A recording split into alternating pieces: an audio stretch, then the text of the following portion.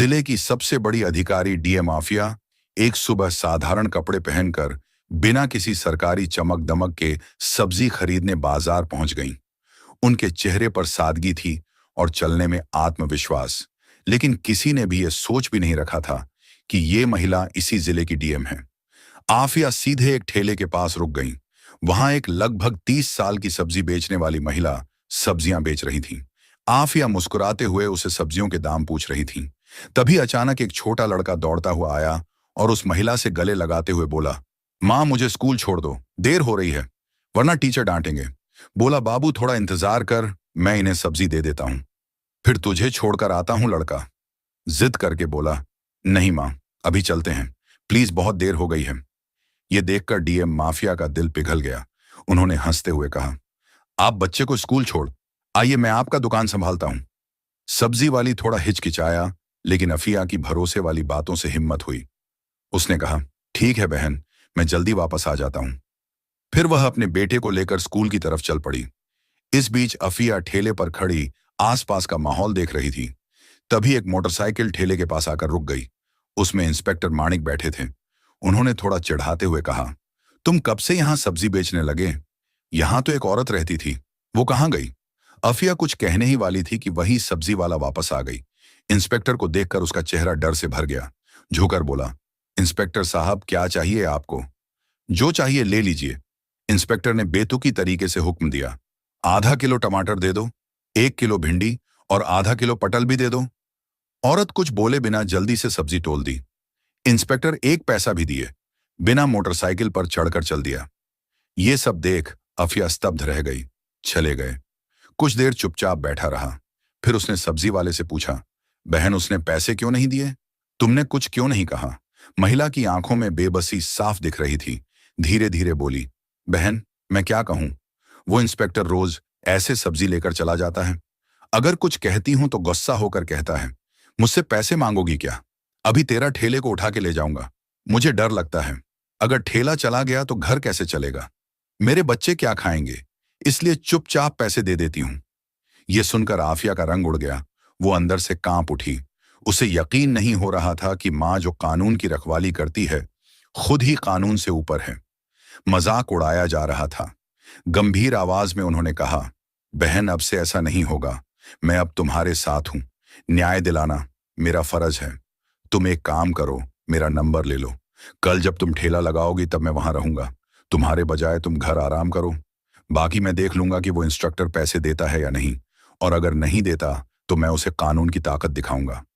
महिला की आंखों में आंसू थे, लेकिन पहली बार उसके अंदर सुकून और उम्मीद की किरण भी चमकी। अगले सुबह अफिया एक गांव की महिला बनकर गई। न कोई मेकअप, न कोई पहचान। सामान्य साड़ी पहनी थी और सिर पर ओढ़नी रखी थी। ठेले के पास आकर खड़े हो गए। ठेले पर बहुत सारी सब्जियां सजी हुई थीं।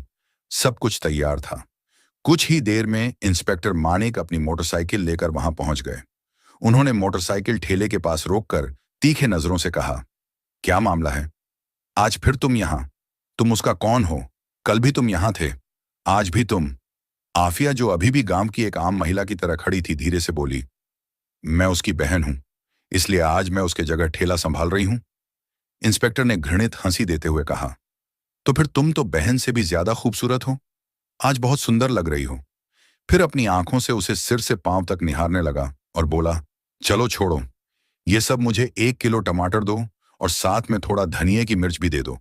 अफिया बिना कोई प्रतिक्रिया दिए सब्जी तोलने लगी और चुपचाप हाथ में दे दी। इंस्पेक्टर सब्जी लेकर वापस जाने लगा और मोटरसाइकिल स्टार्ट की। तभी अफिया सख्त आवाज में बोली, रुको, तुमने अभी तक सब्जी का पैसा नहीं दिया, पैसा दो। ऐसे नहीं चलेगा। इंस्पेक्टर नाराज होकर बोले, किस पैसे की बात कर रहे हो? मैं तो रोज फ्री लेता हूं। तुम्हारी बहन से पूछो, वो कुछ नहीं कहती, और तुम मेरे सामने ज्यादा बात मत करो। फिर वह जाने लगे। तभी अफिया तेजी से बोली, आप मेरे बहन से जैसे सब्जी लिए हैं, वैसे निक ने मुझसे नहीं ली। हमें भी सब्जी के पैसे देने पड़ते हैं। हमें भी खर्चा करके सब्जी लानी पड़ती है, और अगर एक दिन भी सब्जी नहीं बिकी तो हमारे घर में चूल्हा नहीं जलेगा। आपके जैसे लोग मुफ्त में सब्जी लेकर हमारे पेट पर लात मारते हैं।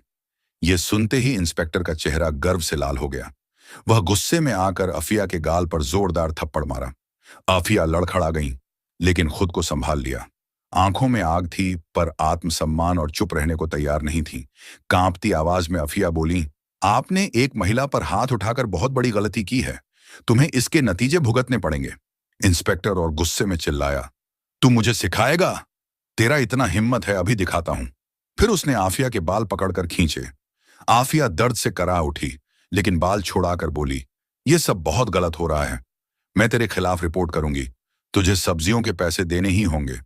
लेकिन इंस्पेक्टर अपनी पद की ताकत में मदहोश था, बोला, रिपोर्ट कर। अगर तेरे में इतना हिम्मत है तो। तू एक सब्जी विक्रेता है और मैं इस थाने का इंस्पेक्टर। मैं तुझे यहीं से खरीद सकता हूं। ज्यादा बोला तो उल्टा तुझे जेल में डाल दूंगा। ये कहकर वह मोटरसाइकिल पर चढ़ गया और स्टार्ट करके चला गया। आफिया पहले तो कांप रही थी, फिर भी उसने खुद को संभाला। उसने पूछा कि ये इंस्पेक्टर कितना नीचे जा सकता है। कुछ देर ठेले के पास बैठने के बाद उसने सब्जी वाले को फोन किया और कहा, अब तुम ठेले पर आओ।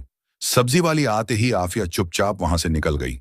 घर जाकर उसने अपने कपड़े बदले और पीले रंग का सलवार सूट पहनकर एक आम औरत की तरह थाने पहुंची। थाने पहुंचकर देखा कि इंस्पेक्टर मानिक वहां नहीं था। एक हवलदार डेस्क पर बैठा था। आफिया ने सीधे उससे पूछा, मुझे रिपोर्ट करनी है इंस्पेक्टर मानिक से, और एसएचओ साहब से भी मिलना होगा। हामिलदा ने जवाब दिया, इंस्पेक्टर साहब कुछ काम से घर गए हैं और एसएचओ साहब फील्ड विजिट पर बाहर गए हैं। आप चाहें तो थोड़ी देर बैठिए। अफिया की आंखों में अब न्याय की आग जल रही थी और ये आग अब फिर बुझने वाली नहीं थी। थाने में कुछ वक्त बिताते ही अचानक दरवाजा खुला और एसएचओ आतिक राणा अंदर आए। भारी कदमों से अंदर आते ही उनकी नजर पीले सलवार सूट पहने उस आम महिला पर पड़ी जो कोई और नहीं, खुद डिप्टी मजिस्ट्रेट माफिया थी। आतिक राणा ने सख्त आवाज में पूछा, तुम कौन हो? यहां क्यों आई हो? अफिया ने शांत स्वर में कहा, मुझे रिपोर्ट बनानी है। यह सुनकर आतिक राणा तंज कसते हुए हंस पड़े। रिपोर्ट बनानी है तो पहले कुछ खर्चा लेकर आए हो? यहां रिपोर्ट बनाने के लिए 10 से 15 हजार रुपए लगते हैं। लाए हो तो निकालो, वैसे भी तुम्हारी रिपोर्ट लिख दूंगा। यह सुनकर आफिया का चेहरा गंभीर हो गया और गंभीर आवाज में बोली, किस पैसे की बात कर रहे हैं? रिपोर्ट बनाने के लिए कोई फीस नहीं लगती। आप रिश्वत क्यों मांग रहे हैं? आतिक राणा हंसते हुए बोले, किसने कहा तुम्हारी रिपोर्ट मुफ्त बनेगी?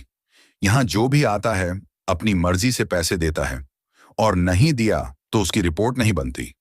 अब तुम्हारी मर्जी। आफिया ने गहरी सांस ली, बोली, ठीक है, ये लो 10 रुपए, अब रिपोर्ट लिखो। पैसे लेकर आतिक राणा ने पूछा, किसके खिलाफ रिपोर्ट है? आफिया गंभीर होकर बोली, इंस्पेक्टर मानिक के खिलाफ। उन्होंने एक सब्जी बेचने वाली औरत के साथ बदतमीजी की है। रोज वो उसकी ठेली से बिना पैसे सब्जियां ले जाते हैं और जब मैंने विरोध किया तो उन्होंने मुझ पर हाथ उठाया। मैं इसके खिलाफ सख्त कानूनी कार्रवाई चाहती हूं। आतिक राणा का चेहरा मुरझा गया।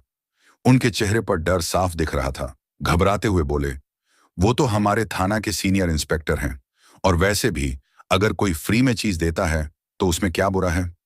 हम पुलिस थोड़ा ऐसे ही हैं।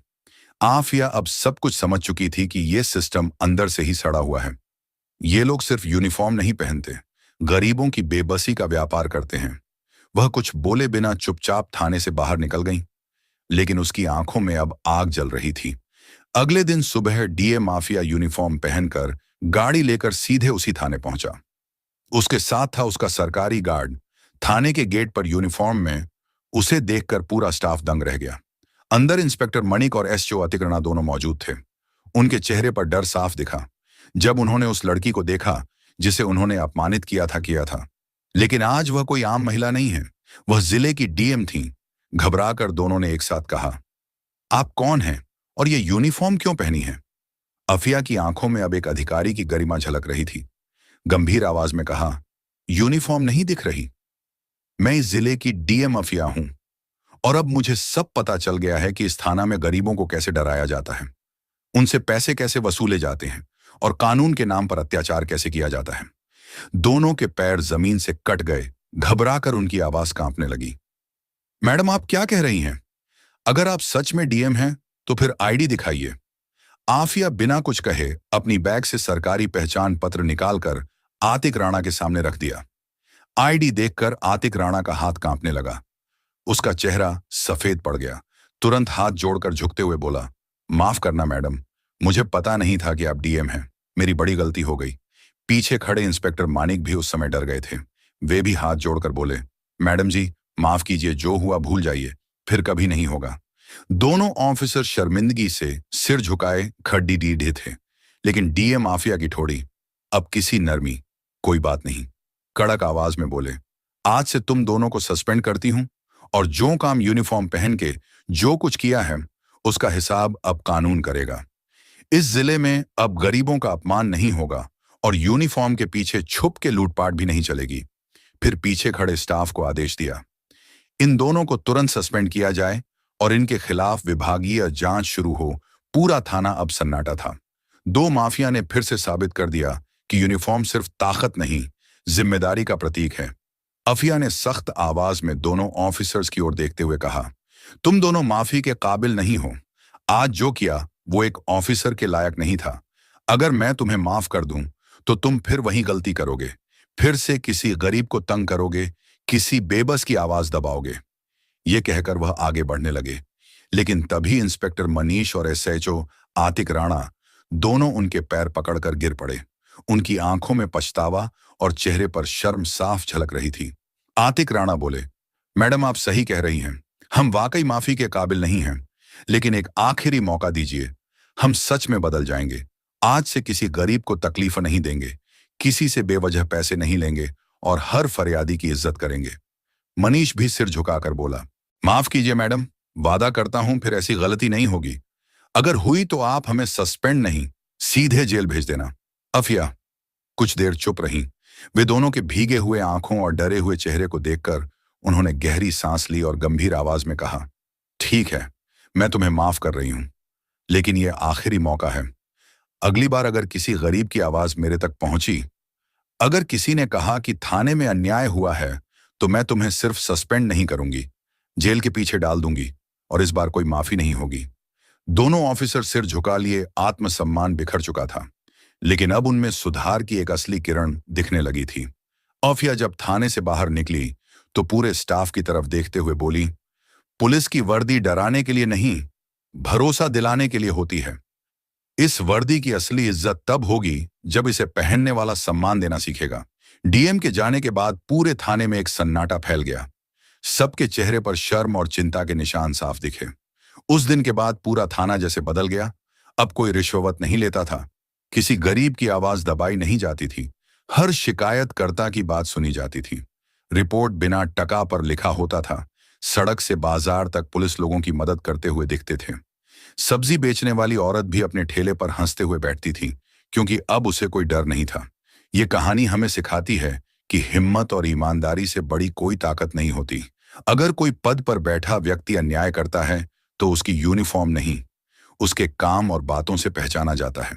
और जब सच्चाई कहने वाला इंसान खड़ा होता है तो पूरा सिस्टम बदल सकता है। अगर आपको ये वीडियो पसंद आए तो एक लाइक जरूर दें। गरीबों की आवाज और ज्यादा लोगों तक पहुंचाने के लिए हमारे चैनल को सब्सक्राइब करना मत भूलिएगा।